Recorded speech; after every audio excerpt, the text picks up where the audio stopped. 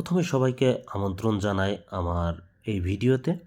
আমি প্রথমেই আলোচনা করব হিন্দু ধর্ম শিক্ষা তৃতীয় শ্রেণীর প্রথম অধ্যায়ের প্রথম পরিচ্ছেদ নিয়ে। এখানে প্রথম অধ্যায়ের প্রথম পরিচ্ছেদটা হলো স্রষ্টা এবং সৃষ্টি। আমরা সরাসরি প্রশ্নোত্তরে চলে যাই। এখানে ক নম্বরে শূন্যস্থান পূরণ করো। শূন্যস্থানে প্রথমটা হচ্ছে 1 নম্বর, প্রাকৃতিক ড্যাশ পরিপূর্ণ আমাদের এই পৃথিবী। উত্তরটা হবে প্রাকৃতিক সৌন্দর্যে পরিপূর্ণ আমাদের এই পৃথিবী। 2 নম্বর, আকাশে দেখা যায় ড্যাশ গ্রহ নক্ষত্র। তাহলে শূন্যস্থানে কি হবে? আকাশে দেখা যায় চন্দ্র এবং সূর্য। 3 নম্বর, হিন্দু ধর্মের স্রষ্টাকে ড্যাশ বলা হয়। হিন্দু ধর্মের স্রষ্টাকে ঈশ্বর বলা হয়। এখন আমরা চলে যাই খ নম্বরে।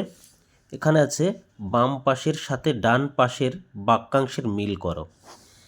1 নম্বরে সুন্দর আমাদের এই পৃথিবী। তাহলে কি হবে? সুন্দর আমাদের এই পৃথিবী। আমরা মিল করি। 2 নম্বর, ডালে ডালে কি? ডালে ডালে পাখি। 3 নম্বর, স্রষ্টার রয়েছে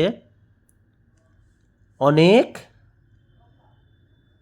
নাম। 4 নম্বরে হিন্দু ধর্মের স্রষ্টাকে কি বলা হয়? হিন্দু ধর্মের স্রষ্টাকে বলা হয় ঈশ্বর। তাহলে এই হিন্দু ধর্মের স্রষ্টাকে ঈশ্বর বলা হয়। প্রাকৃতিক সৌন্দর্যে পরিপূর্ণ আমাদের এই পৃথিবী। এখন গ নম্বরে আসি। সঠিক উত্তরের পাশে টিক চিহ্ন দাও। 1 হচ্ছে আকাশে কি দেখা যায়। আকাশে কি দেখা যায়? এখানে আছে সূর্য, পর্বত, গাছ, ফুল। এখানে দেখা যায় আকাশে সূর্য, চন্দ্র, সূর্য। তাহলে কী হবে? সূর্য। আমাদের মাথার উপরে কি রয়েছে? আমাদের মাথার উপরে কি রয়েছে? এখানে আছে শস্যক্ষেত্র, সমভূমি, সাগর, আকাশ। তাহলে আমাদের মাথার উপরে রয়েছে সুনীল আকাশ। সমস্ত সৃষ্টির মূলে কি রয়েছে? 3 নম্বরে আসি। 3 নম্বর হচ্ছে সমস্ত সৃষ্টির মূলে কে রয়েছে? এখানে আছে কার্তিক, স্রষ্টা, গণেশ, সরস্বতী। তাহলে আমরা জানি কি সমস্ত সৃষ্টির মূলে রয়েছেন কি? স্রষ্টা।